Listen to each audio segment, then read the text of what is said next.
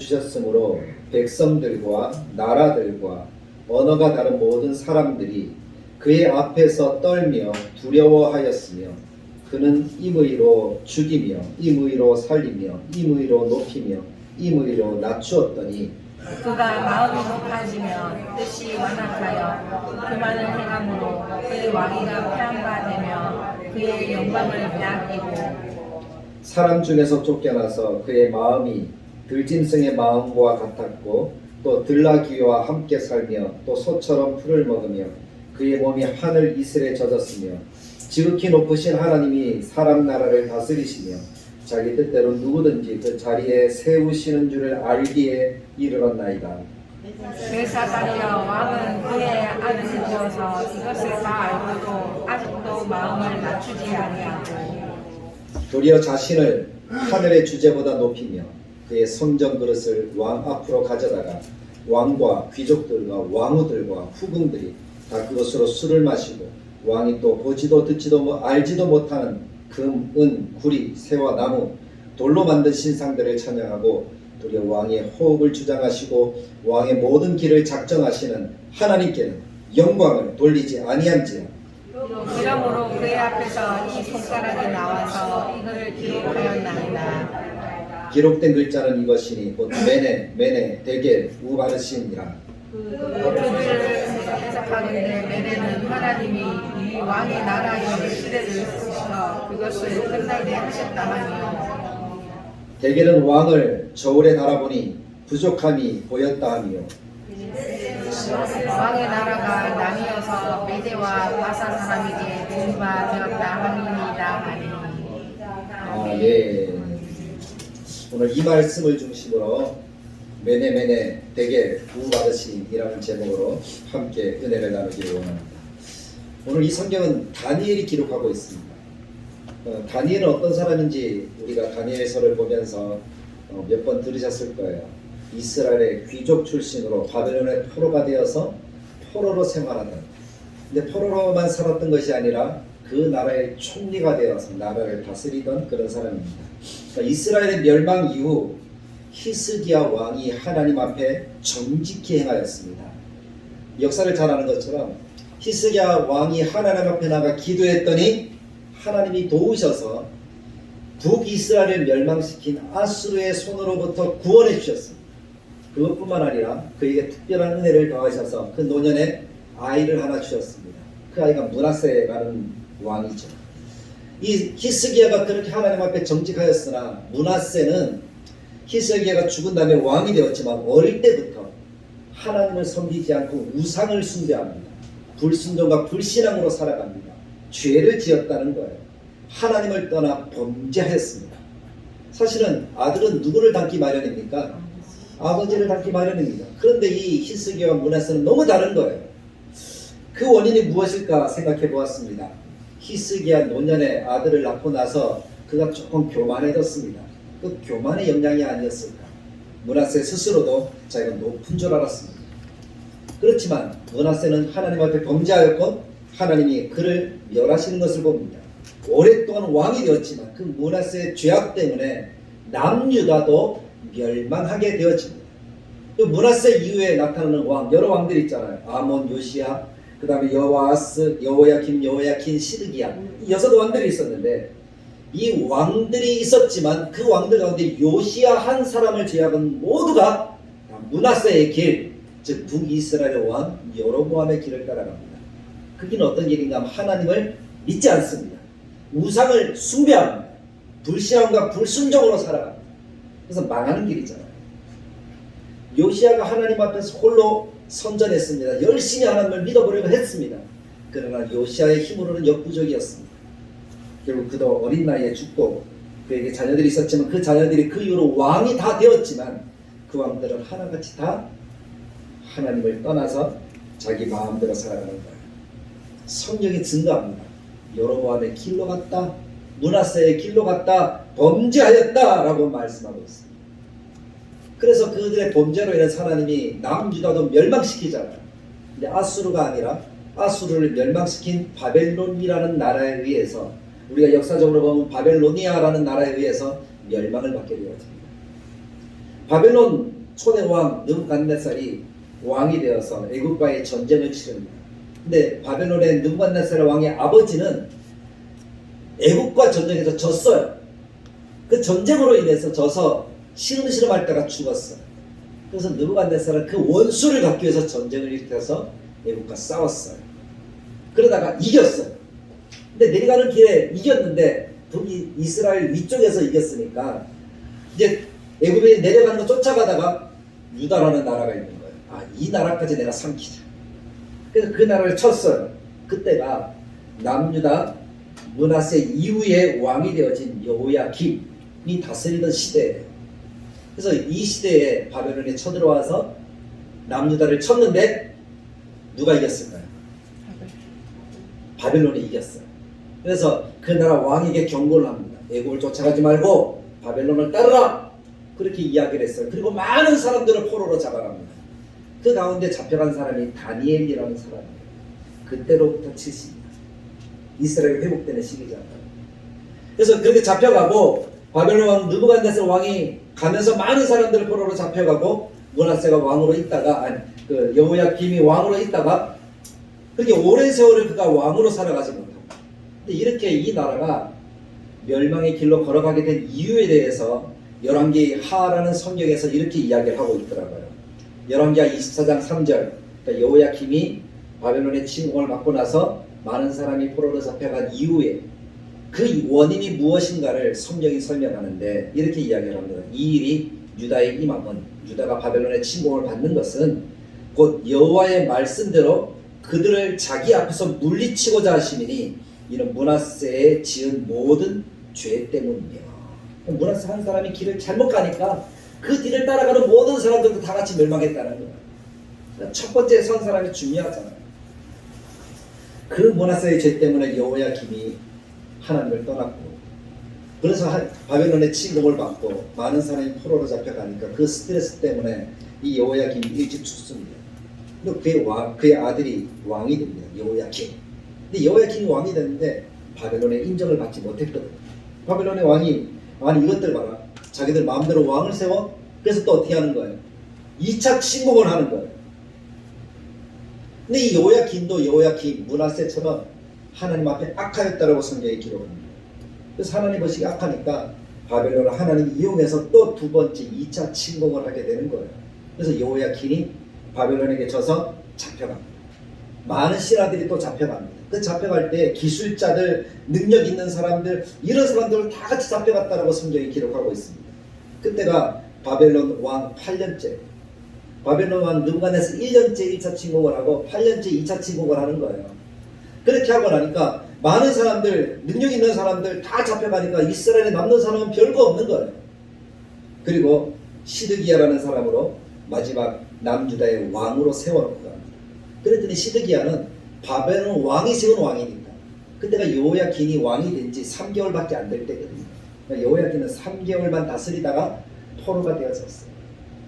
그러니까 이 시드기야는 이 바벨론의 능력을 보니까 그 앞에서 어떻게 하는 꼭두각시 역할만 할 수밖에 없는 거예요. 근데 이 시드기야도 가만히 보니까 자기 마음속에는 나도 이스라엘 백성이고 나도 하나님 믿는 사람이고 비록 자기는 하나님을 제대로 믿지 않고 우상을 숭배하면서도 자존심은 살아있는 거예요. 그래서 느부갓네살 왕 바벨론을 의지해야 되는데 그것을 의지하지 않고 배반하는 거예요. 그래서 어느 나라로 갔을까요? 바벨론의 진 애굽으로 도망가고 애굽을 쫓아가는 거예요. 그러니까 이 느부갓네살이 화가 나서 3차 침공을 하는 거죠. 그때가 남유다의 멸망의 시기입니다.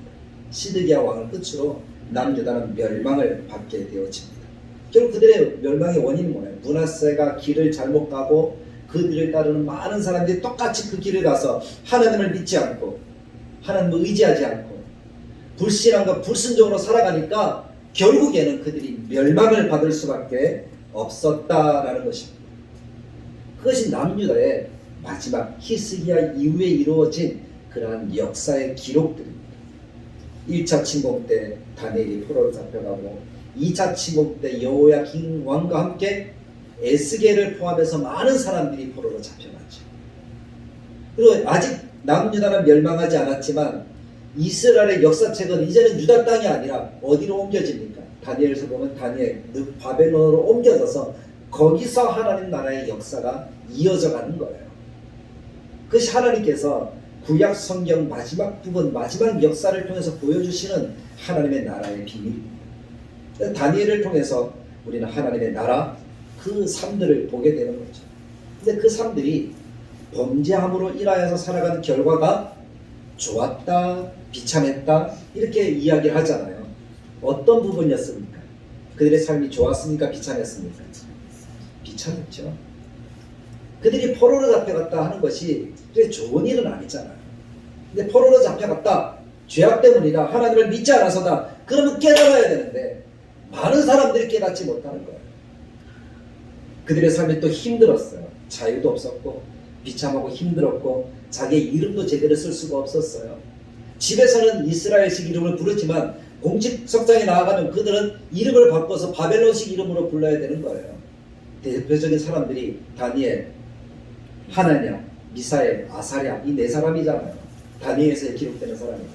이 사람들의 이름이 어떻게 바뀝니까? 다니엘은 벨드사살. 다니엘이라는 이름의 뜻은 무엇인가 하면 하나님은 나의 재판장이십니다 라는 뜻이에요. 하나님 앞에 살겠다는 거예요. 근데 벨드사살이라는 이름의 뜻은 벨은 바로 그 바벨론의 신의 이름이거든요. 벨신을 믿었어요. 그래서 이 벨드사살의 이름은 벨신과 관계 있겠죠. 벨드사살이니까 벨신은 나의 보호자다 하는 뜻이 벨드사살이에요. 그러니까 이스라엘 백성들은 종교적으로도 그들이 심적으로도 너무나 힘든 거예요. 하나님을 재판장으로 삼아야 되는데 벨이 나의 보호자가 되어버리니까 얼마나 힘들었겠어요. 하나냐라는 이름의 뜻은 하나님은 자비하시다, 여호와는 자비로우시다라는 뜻인데 하나냐의 이름은 사드락이라고 바뀌거든요. 락이라는 신도 바벨론의 신이에요. 근데 락이라는 신과 관계가 있다는 거예요. 그러니까 락이라는 신은 아쿠이라고 해도 이렇게 이야기를 하는데 아쿠의 명령이다라는 뜻이 바로 사드락이라는 뜻이에요. 그리고 미사엘이는 하나님 같으신 분이 누구냐? 하나님의 전능하심을 노래하는 이름인데 그 미사엘의 이름은 메삭으로 바뀝니다. 메삭. 메삭은 바벨론의 신 아쿠와 관계된 이름인데 아쿠와 같은 신이 누구냐라는 거예요. 하나님과 아쿠를 견주고 있어요. 말이 안 되잖아요. 아사랴라의 이름의 뜻은 여호와는 나를 도우신다라는 뜻인데 아사랴는 아벤느고라고 이렇게 이야기 바뀌거든요. 그러니까 느고라는 신이 있는데 느고는 신의 이름이에요. 느고 신의 종이라는 뜻이 아벤느고예요. 그러니까 이스라엘 백성들은 그들이 왜 포로가 되었는가 하는 것을 절실하게 그들의 이름을 통해서도 깨닫게 되는 거예요. 그래서 거기에 잡혀간 이 다니엘과 사드락, 메삭, 아벤느고, 하나냐, 미사엘, 아사랴가 마음에 결단할 수밖에 없는 것이 바로 그런 이유가 아니었습니까? 너무 비참했습니다. 이런 비참한 삶을 두 번 다시는 겪어서는 안 되겠다. 지금 나의 이름이 이렇게 바뀌었는데 너무 싫다는 거예요. 그래서 그들이 다니엘서 1장에 보면 뜻을 정하여 하나님만을 섬기기로 그들이 결단을 합니다. 그랬더니 하나님이 어떻게 하셨죠? 그들의 삶이 바뀌었어요. 그리고 그들을 하나님이 뛰어나게 하셨어요. 다니엘은 높은 관직에, 하나냐, 미사엘, 아사랴는 지방의 관직으로 하나님이 그들을 세워주시는 것을 우리는 볼 수가 있지 않습니다. 특별히 다니엘은 왕은 바뀌어도 총리는 안 바뀌는 거예요. 우리나라 국무총리는 대통령 한 번 하면 국무총리 한 두세 번은 바뀌잖아요. 근데 이 나라는 아니에요. 왕도 바뀌고 나라도 바뀌는데 총리는 안 바뀌는 거예요. 그 사람이 다니엘이에요. 느부갓네살 왕, 그의 아들 벨사살 왕, 그리고 나라가 바뀌어서 메데랑 바사가 되는데 메데의 다리오 왕, 바사의 고레스 왕이 이르기까지 나라는 3번이나 바뀌어도 총리는 그대로. 하나님 그렇게 하나님만을 섬기겠다고 뜻을 정하니까 하나님이 그런 복을 베풀어 주셨다는 거죠. 2장에서 가서는 느부갓네살이 꿈을 꾸잖아요. 아무도 몰라요. 다 죽어야 돼. 그런데 하나님이 다니엘에게 은혜를 베푸셔서 그 꿈을 해석하게 하시잖아요. 왕도 기억 못하는 꿈을 얘기를 하니까 왕이 맞다 하는 거예요. 그런 꿈을 꿨다는 거예요. 그래서 그 꿈을 해석해 주는데 하나님은 세계사의 주관자시다라고 하나님이 분명하게 말씀합니다. 바벨론, 메데와 바사, 헬라 그리고 로마에 이르기까지 하나님이 역사의 주관자. 이 모든 것들을 한꺼번에 깨뜨리시는 분은 오직 하나님 한 분 외에는 없다. 뜨인들을 통해서 그렇게 해주시는 거예요. 그래서 하나님을 바라봐야지 이 역사대로 하나님이 복을 누리는 그런 삶을 살아가게 하신다. 역사의 주관자가 하나님이시라는 사실을 분명히 기억하십시오.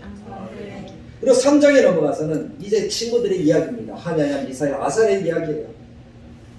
바벨론 왕 느부갓네살이 여전히 아직은 하나님의 몇 번 경험해보지 못했으니까 하나님을 못 믿어요. 그래서 신하들의 간청에 따라서 큰 신상을 두라편지에 세우네요. 얼마나 컸든지 멀리서도 바라. 그리고 나팔을 불면은 모든 사람들이 절해야 돼요. 동방 노래를 하는 것처럼 그렇게 절을 해야 되는 거예요. 근데 사드락 메삭 아베노고가 아니 못해 하니까 어떻게 되겠어요? 왕이 화가 나가지고 얘들을 당장 풀무불에 집어넣어라. 근데 풀무불은 얼마나 뜨거운지 보통 때보다 7배나 더 뜨거워요. 보통 풀무불이 10,000도 20,000도인데 100도만 더 뜨거운데 맞죠? 10,000도 20,000도라면 보통이 그러면 사람 들어가면 어떻게 될까요? 내가 다시 돌아올게 하던 터미네이터 녹아 죽었는데 그보다 더 뜨거우니까 살아날 존재가 없어. 뼈 하나도 안 나와요. 던지던 군인까지 다 타 죽었다고 하니까 얼마나 뜨거웠겠어요. 근데 그 속에 하나님이 구원해 주십니다. 할렐루야. 하나님 구원해 주시는 거. 불 가운데 들어가도 물 가운데 빠져도 하나님이 다 구원해 주십니다. 하나님을 바라보니까 그런 역사 기적을 베풀어 주시죠. 우리의 하나님이 그런 분이라는 거예요. 4장에 가니까 느부갓네살이 두 번째 꿈을 꿔요. 느부갓네살이 위대한 왕인 것은 사실인 것 같아요. 근데 두 번째 꿈을 꾸는데 큰 나무가 싹둑 잘렸다. 그 얘기잖아요. 싹둑 잘렸는데 다시 회복해 주셨다는 얘기잖아요. 개인의 삶, 권력, 왕 아무리 높다고 할지라도 그것이 다 누구의 손안에 있다? 하나님의 손안에 있다는 사실을 보여주는 거예요. 느부갓네살이 그것을 깨닫는 순간 어떻게 됩니까? 그의 지혜가 돌아와서 다시 왕위에 올랐습니다. 그 모든 역사를 다니엘이 보았고 그의 아들 벨사살 왕도 보았다는 거예요. 그 벨사살이 아버지가 그런 모습들을 보면 벨사살은 어떻게 해야 됩니까? 하나님을 두려워할 줄 알아야 되잖아. 역사의 주관자가 하나님이고 왕을 들었다 놨다 하시는 분이 누굽니까? 들었다 놨다 하나님이 그렇게 하시는 거예요. 높이기도 하시고 낮추기도 하시고 다시 높이시기도 하시는 분은 전능하신 하나님이시라는 것을 깨닫고 믿어야 되는데 오늘 5장 말씀 시작에 이렇게 이야기를 합니다. 벨사살 왕이 그의 귀족 1,000명을 위하여 큰 자치를 베풀고 귀족이 1,000명이나 되니까 원래 이 나라가 큰 나라잖아요.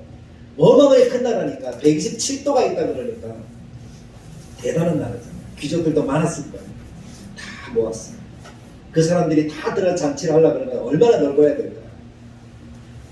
그곳에서 잔치를 벌이는데 이 왕이 순간적으로 자기를 좀 높이려고 했던 거야. 그래서 성전에서 빼서오라. 이 성전은 하나님의 성전이거든요. 예루살렘 성전에서 가지고 온 모든 금은 기명들을 다 내어라. 거기다가 술을 채워라. 그것을 들고 어떤 짓을 하는가 하면 우상의 이름을 찬양하는 거예요. 하나님을 예배하는 그 기명을 가지고 우상의 이름을 찬양하면서 우상을 높이고 있어요. 벨사살 왕이 신을 찬양하는 거예요.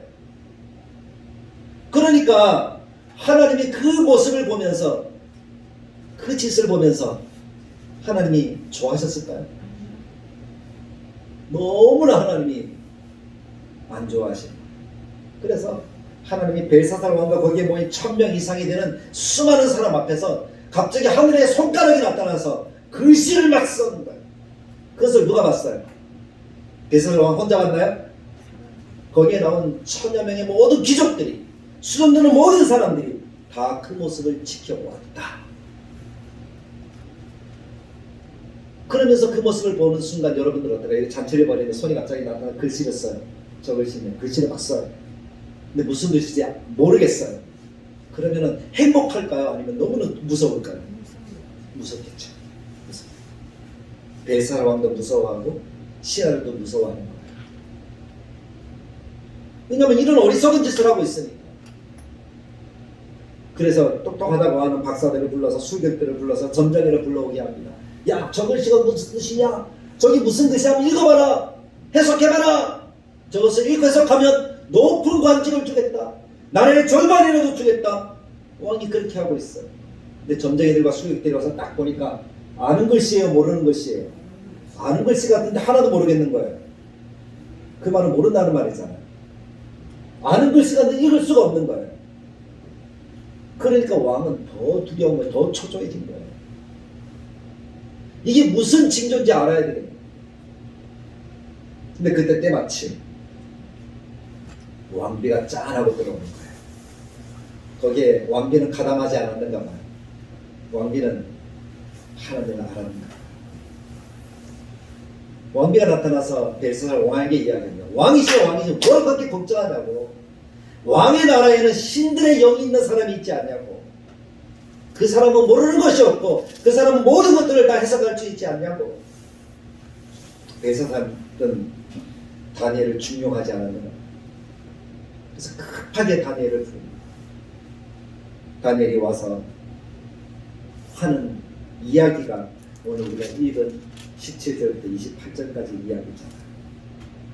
왕비가 그렇게 초청을 해서 이제 나타나서 손가락으로 쓴 것이 무슨 것인지 좀 읽어달라 하고 이렇게 이야기하면 높은 관직 주겠다. 그때 다니엘이 먼저 하는 얘기가 뭡니까? 잘 들으세요. 좀 높은 관직 필요 없습니다. 금은번호 필요 없습니다. 주지 않아도 제가 해석해 드릴 겁니다. 걱정하지 마십시오. 안심시킵니다. 그리고 나서 하는 얘기가 뭡니까? 감히 신하가 왕을 책망할 수 있습니까? 없습니까? 책망하면 어떻게 돼요? 죽는 거예요. 그런데 다니엘이 벨사살 왕을 책망하는 거예요. 하나님의 권능인 줄 믿습니다. 그러면서 글씨를 해석해 주는데 그 글씨의 뜻이 요약을 하는 거예요. 왕은 이제 죽는다. 왕의 나라는 망한다. 하나님이 재워보니까 무게가 미달이다. 함량 미달이다. 나라가 나뉘어서 다른 사람들이 이 나라를 다스릴 거다 하는 것이 이 글씨의 뜻이라는 거예요. 그러면서 다니엘이 하는 얘기가 어떤 얘기입니까? 18절에 보면 왕이여 지극히 높으신 하나님이 왕의 아버지 느부갓네살 왕이 느부갓네살의 나라와 큰 권세 영광과 위엄을 주셨고 이 나라를 세우고 이 나라를 주신 분이 누구라고요? 하나님이라고 분명히 얘기를 하는 거예요. 그리고 당신의 왕 아버지 느부갓네살이 왕위에 있다가 쿵 떨어졌다가 다시 왕이 된 사건을 당신도 알지 않습니까? 벨사살도 압니까 모릅니까? 알잖아요. 그의 아들이니까. 알면서도 어찌하여 하나님 앞에 겸손하지 않고 오히려 더 범죄하여 하나님의 것으로 우상을 찬양하는 짓을 할 수가 있습니까? 하고 되게 뭐라 하는 거예요. 왜 하나님께 영광을 돌리지 않고 이런 엉뚱한 짓을 하고 있느냐는 것이지. 그러면서 이 단어를 해석해 줍니다. 메네 대개 우바르신이라는 글입니다. 쫙 이야기하고 그 다음에 뭐라고 하죠? 그 몇 절에 있습니까 이게? 26절 메네 대개 우바르신이라고 읽고 나서 그거를 해석하건대 26절에 뭐라고 얘기합니까? 메네는 나오죠? 하나님이 이미 왕의 나라의 시대를 세워서 그것을 끝나게 하셨다. 왕의 나라 끝입니다. 근데 메네가 몇 번 있어요? 두 번. 두 번 있다는 말은 뭐예요? 확정. 변개함이 없다. 왜냐하면 이것을 우리가 어떻게 할 수 있습니까? 우리가 이집트의 바로가 꿈을 꾸었을 때 두 번 겹쳐 꾸었다. 요셉이 어떻게 해석했어요? 두 번 겹쳐 꾸었으므로 하나님이 확정하신 거예요.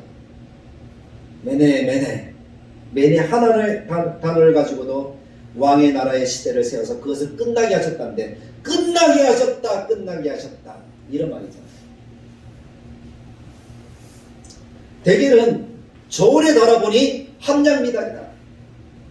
끝나게 하셨다 무게가 모자라서 함량미달이다. 베레스는 나뉘어서 메대와 바사가 될 것이다 라는 의미가 우바르신이라는 뜻입니다. 여기서 베레스라고도 나오죠. 우바르신, 베레스. 막 같은 의미였던 것 같아요. 그래서 왕의 나라를 달아보니까 이미 돌이킬 수 없을 정도로 끝났다.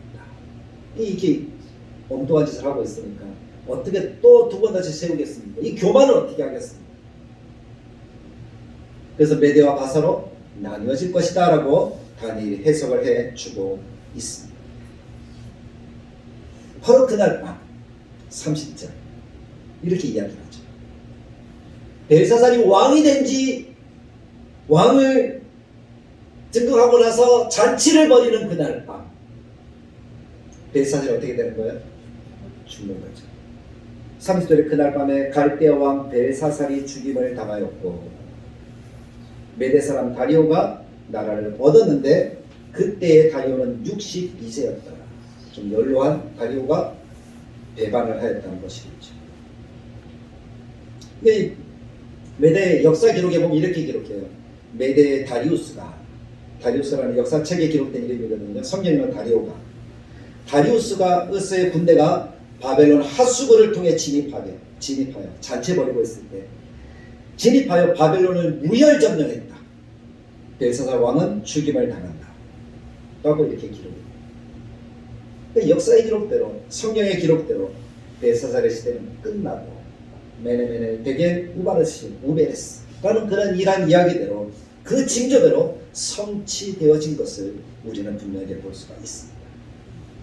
이게 무슨 말이에요? 하나님을 알면서도 믿지도 않고 경배하지도 않고 하나님의 것을 우상을 찬양하려는 큰 죄악이 결국 바벨론의 멸망을 가져왔다라는 이야기입니다.